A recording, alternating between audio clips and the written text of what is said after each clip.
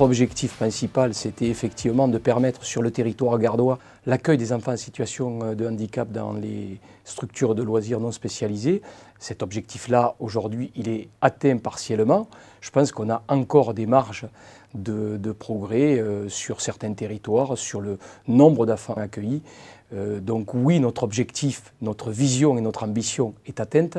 Je pense qu'on a encore des marges de progrès sur tout ce qui est maillage territorial sur le département du Gard.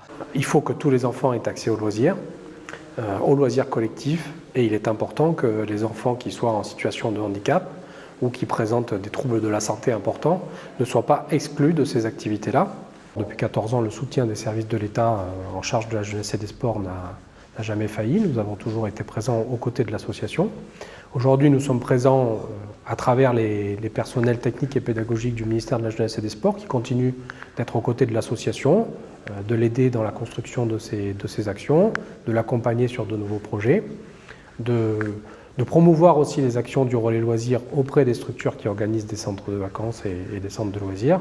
Donc j'ai confiance dans le partenariat que nous aurons dans les années à venir, mais je ne doute pas qu'il sera vraiment de bonne qualité comme il l'a été ces quasiment 15 dernières années.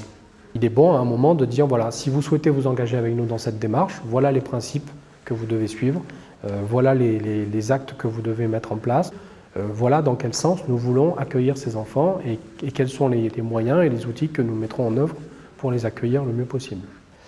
Nous avons été moteurs ou à l'initiative, ou en tous les cas partenaires au départ de cette initiative, l'objectif étant d'accompagner les familles en difficulté pour trouver des solutions de mode de garde adaptées à leurs enfants et des solutions aussi d'accueil en centre de loisirs en tenant compte des spécificités de l'enfant. De savoir qu'existent des compétences à certains endroits, qu'on peut aller les chercher, qu'on peut s'appuyer sur des personnes ressources. Effectivement, il a fallu qu'on puisse aller rechercher des partenaires ou des personnes qui pouvaient nous accompagner sur cet accueil-là, puisqu'on avait conscience qu'avec la loi du handicap de 2005, nous avions l'obligation de devoir accueillir ces enfants, ou du moins d'essayer de mettre tout en œuvre pour les accueillir dans des bonnes conditions.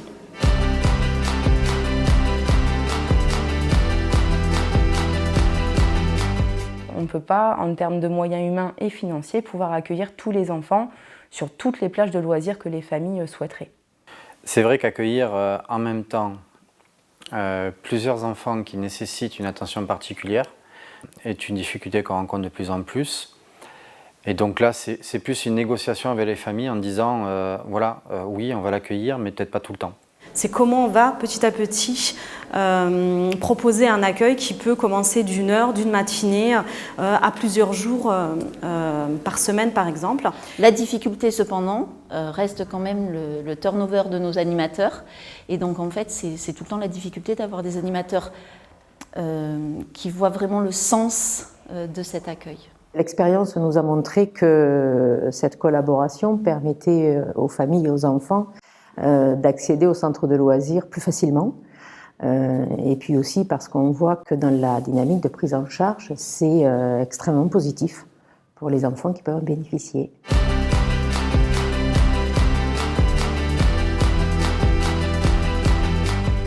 L'intérêt également pour ces enfants-là, c'est d'apprendre à être avec des pairs, certes qui sont différents, mais qui peuvent leur apporter des savoir-faire en termes de communication, de relations. L'autre intérêt, c'est pour les familles qui ont tout simplement besoin, parce qu'ils travaillent ou parce que leurs autres enfants accèdent au centre de loisirs, ils ont besoin que cet enfant-là soit considéré en tant que tel. On peut se dire que plus on inclura d'enfants dans les centres de loisirs et plus la société évoluera comme ça. De donner la possibilité à ces enfants d'être parmi leurs pairs qui sont pas eux, du moins qui sont dans la normalité. Je pense que c'est un très bon apprentissage pour l'enfant en situation de handicap, mais aussi pour l'enfant en situation, on va dire, classique, parce qu'il accepte aussi la différence et il a un regard peut-être moins dur ou moins craintif de la différence liée à l'handicap. Actuellement, c'est un phénomène de société que de voir les gens s'adapter au handicap et non plus les personnes en situation de handicap de s'adapter à la société. L'idée, c'est de rappeler aux mères, notamment, prenons cet exemple, mais ce n'est qu'un exemple, ses obligations. On lui dit, ce que vous êtes en train de faire, c'est une discrimination. C'est un travail, on va dire, où il ne faut pas économiser ses efforts, ni en courrier, ni en appel, ni en rendez-vous, ni en déplacement, ni des fois en coup de gueule, parce que des fois, pour se faire entendre, il faut hausser le ton. Des fois ça marche, des fois ça ne marche pas, mais en tout cas, le chemin se fait en cheminant. Notre volonté est d'accueillir autant que possible tous les enfants, que chaque petit citoyen puisse exercer ses droits.